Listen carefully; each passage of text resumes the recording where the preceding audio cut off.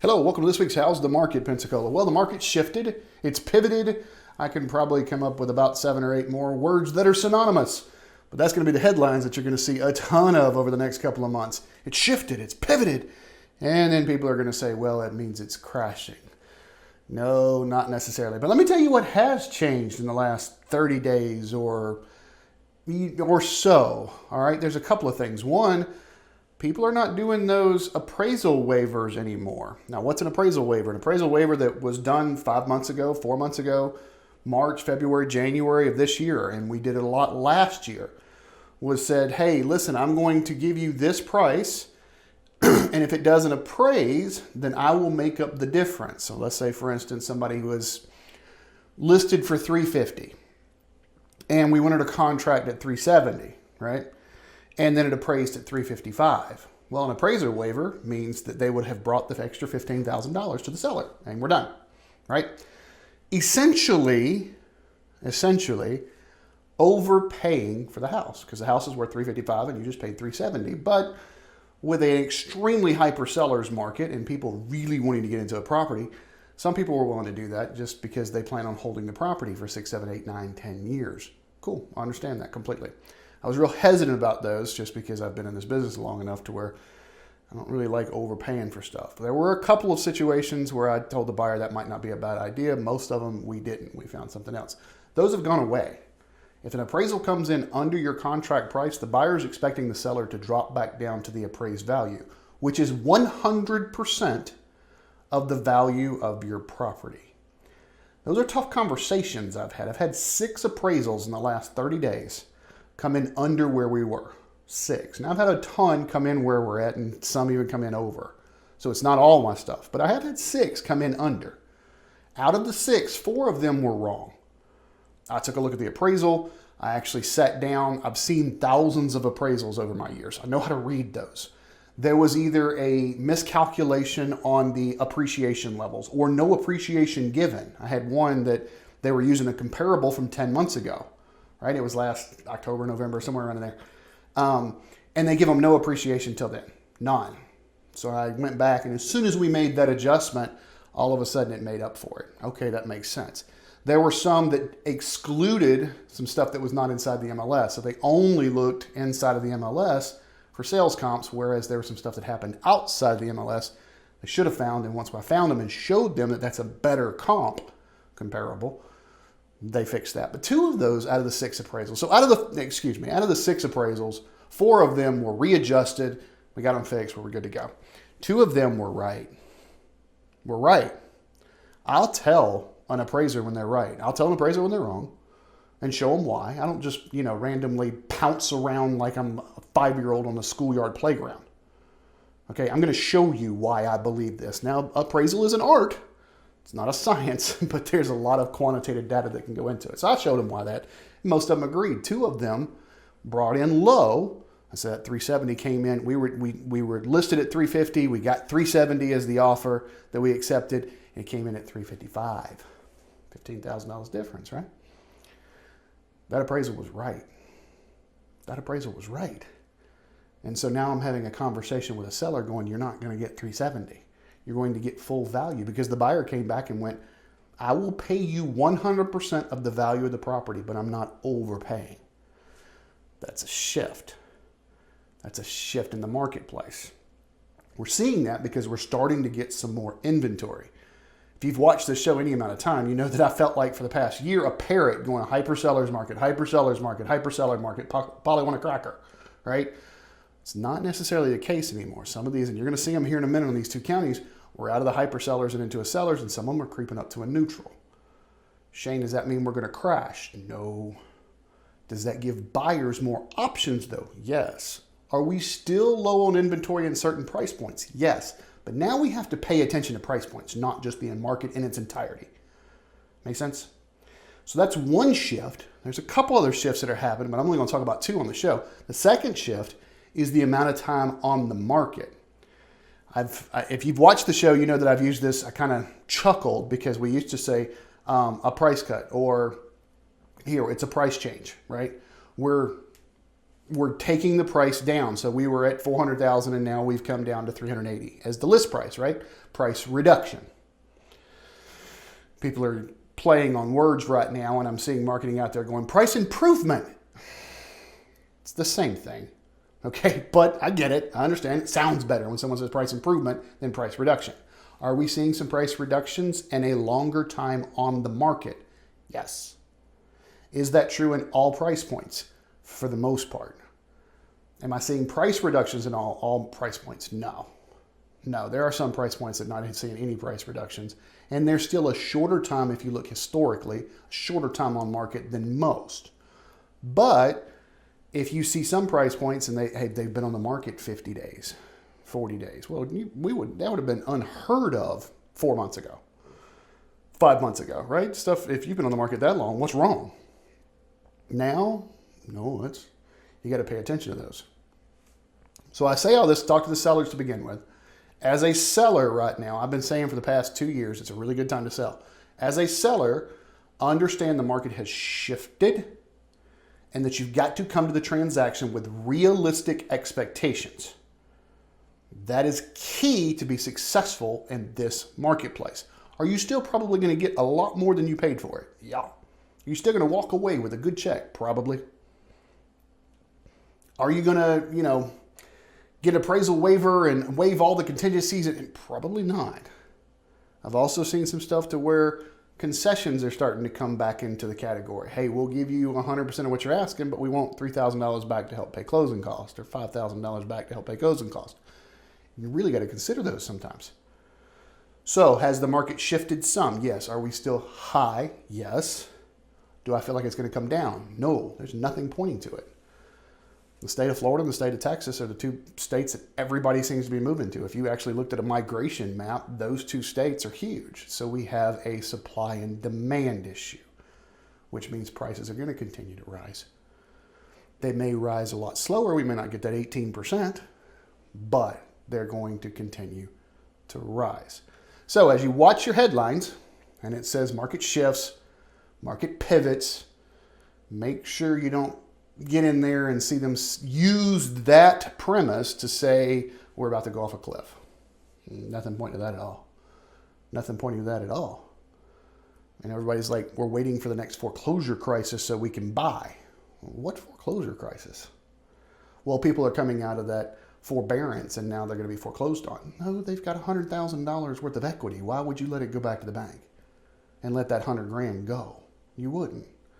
Are we going to have some foreclosures? Sure. We had foreclosures in HUD foreclosures in 05, 04. There's just not going to be very many of them.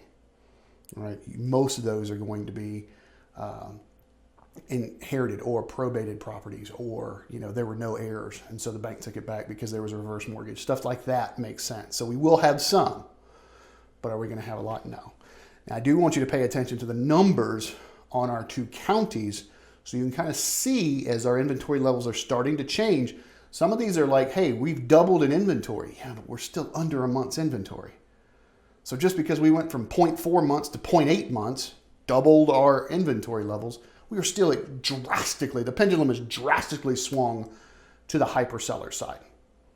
Okay, so even though I've got more inventory in some price points, I'm still mostly hyper sellers, but for those that are in different price points that have come out of the hyper sellers and just the sellers, pay attention. Now you got to differentiate. Now you have to differentiate. There's people out there in the industry that got in this industry in the last 10 years, and if they've got in this industry in the last 10 years, all they've ever seen is bump, bump, bump, bump, bump, market going up. They haven't ever seen something kind of stabilize. Even though it's going up, haven't seen it stabilize, and Lord, they haven't seen it drop. All right, I've been this roller coaster the whole time. So know it all the way around. All right, talking about inventory of the two counties, let's get to that right now. Let's go.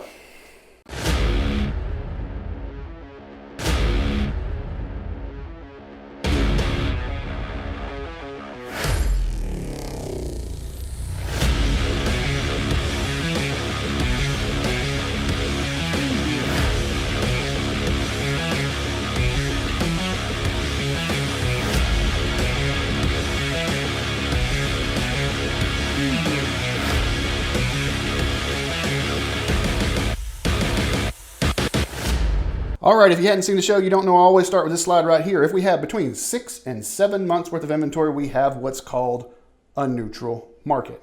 Anything less than 6 months considered a seller's market. Anything greater than 7 months considered a buyer's market. What the slide doesn't say, anything less than 3 months, hyper seller's market. Anything greater than 9 months, hyper buyer's market. Starting out in Escambia County, it looks like we're up to 750 active properties. 750 active properties. The 0 to 50,000 mark, 3.3 months worth of inventory. There's 5 of these that are active. They all need work. Every bit of them need work. Quite a bit of work. For the most part, all the way up to about 400,000 is a strong hyper seller's market. If you look at this, 1.4 months, 1.1 months, 0.8 months. This is the price point I was talking about. This used to be 0.4 months. So if I wanted to write that clickbait ad, $150,000 to $250,000 price point in Escambia County doubles in inventory. Crash imminent. Really? No, it's not imminent. We're still under a month's inventory. Have we gone up? Sure. We got 44 properties right now. Look at this, 300,000 to 350,000. We're at 1.2 months. That used to be under a month.